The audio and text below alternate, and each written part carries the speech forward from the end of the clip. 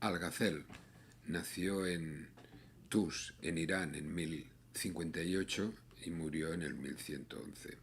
Algacel es un filósofo, bueno, o más exactamente un teólogo, pensador eh, poco conocido y generalmente muy mal interpretado. De hecho, yo considero que es injustamente tratado por muchos especialistas en filosofía medieval. Se le considera como el paradigma del pensador fanático, enemigo de cualquier tipo de reflexión racional, defensor de un fideísmo, de un fundamentalismo islámico que me parece que no corresponde exactamente con su pensamiento. ¿En qué se basa esta interpretación? Pues bien, eh, Algacel escribió bastantes obras, la mayoría teológicas, pero en algunas entra en el terreno filosófico. Su obra más conocida es La destrucción de los filósofos.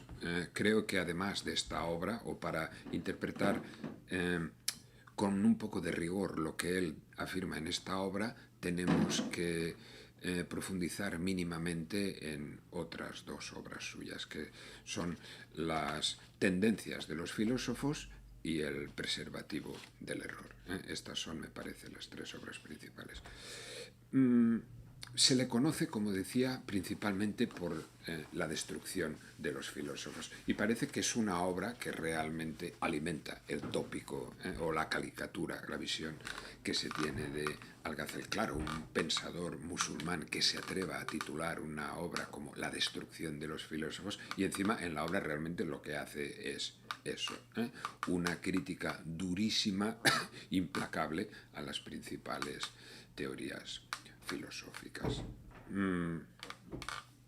Pero quizá con esta visión tópica de Algacel no se corresponde otra de sus obras fundamentales, Las tendencias de los filósofos. En esta obra Algacel lo que hace es una exposición rigurosa, ecuánime, bien estructurada, muy clara y en ningún modo valorativa de las principales teorías de los filósofos.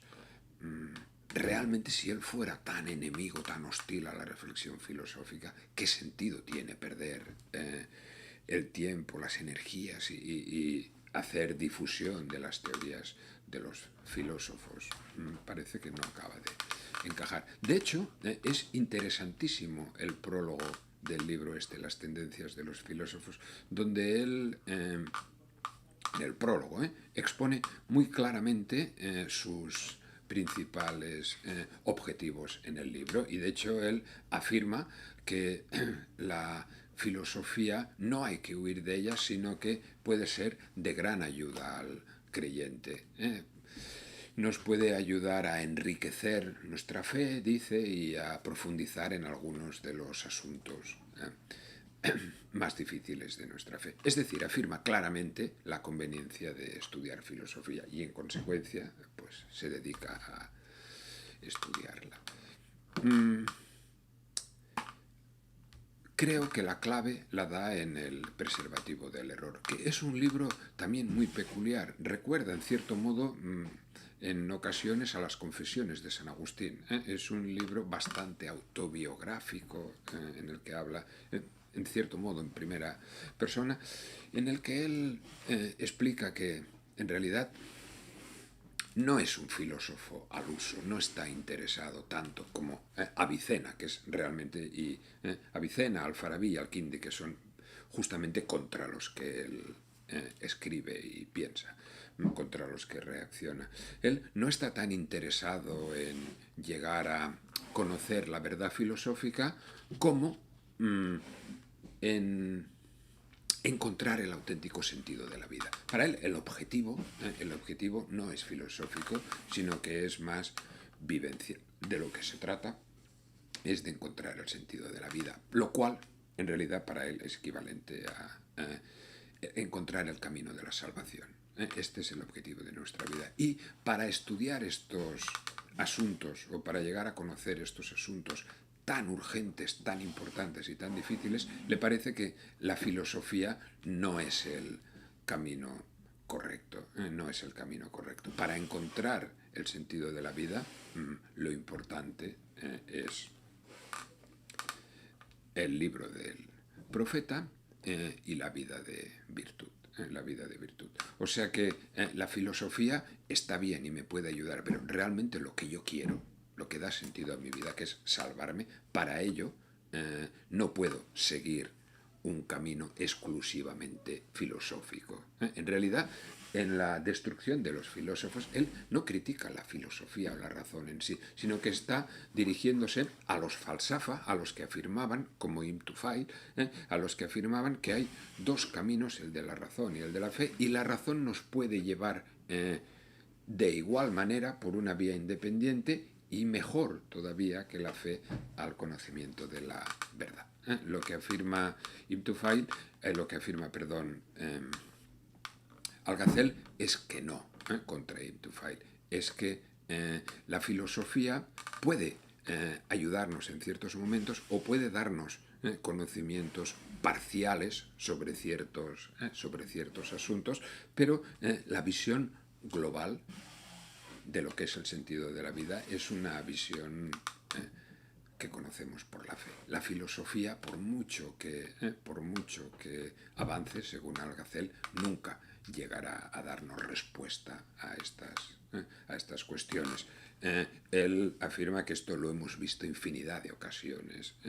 Personas con grandes dotes racionales, muy lúcidos en filosofía, pero que fracasan y no alcanzan a encontrar el sentido de la vida. Es decir, la fe da una visión global y para profundizar en ciertos asuntos es muy útil la filosofía, pero la filosofía por sí misma no nos lleva ahí. En bastantes estudios sobre Algazel, para explicar esta idea se alude a una fábula hindú, me parece que no está en Algazel, pero que creo que nos puede ayudar, que es la de los ciegos y el elefante. La filosofía un poco sería esto. Un grupo de ciegos se encontraron con un elefante y empezaron a tocarlo. Uno tocó una pata y dijo, es como un gran tronco de un árbol. Otro tocó la trompa y decía, no, es como una serpiente. Otro el colmillo y es algo frío. Es decir, todos parcialmente tenían razón, pero la visión global no. Esta correspondería a la filosofía. Por cierto, a la religión. Por cierto, según Algazel, la razón y la religión están en ámbitos distintos. Él considera que la razón, que corresponde a las facultades intelectuales, se diferencia de la fe que radica en el corazón. De hecho, es el tema fundamental del preservativo del error. Lo que afirma Algazel es que Dios, por la revelación, ilumina nuestro corazón. Y nótese que usa justamente la metáfora de la iluminación. Ilumina nuestro corazón. Y es como si encendiera en realidad un fuego, como si encendiera una mecha en nuestro corazón que ilumina alrededor de las cenizas que hay en nuestro ser y hace que nosotros ya vayamos por el camino de la verdad. Es decir, los extravíos a los que llega la razón en su uso autónomo, diríamos, no corremos este peligro una vez que estamos en la seguridad de la fe. Por tanto, en esta obra, en el preservativo del error, se ve muy claramente cuál es la posición de Algazel. No es contrario a la filosofía, sino al exclusivismo filosófico que estaba abriéndose camino en los falsafa.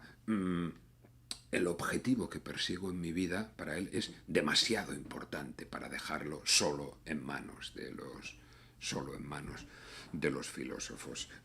La filosofía es insuficiente en ella misma. En el libro primero del preservativo del error dice, me parece interesante: cuando hube acabado de examinar y estudiar la filosofía, observando las falsedades y los errores que hay en ella, me di cuenta de que es insuficiente, ya que la razón no es independiente para conocer todos los problemas ni para desvelar todas las dificultades.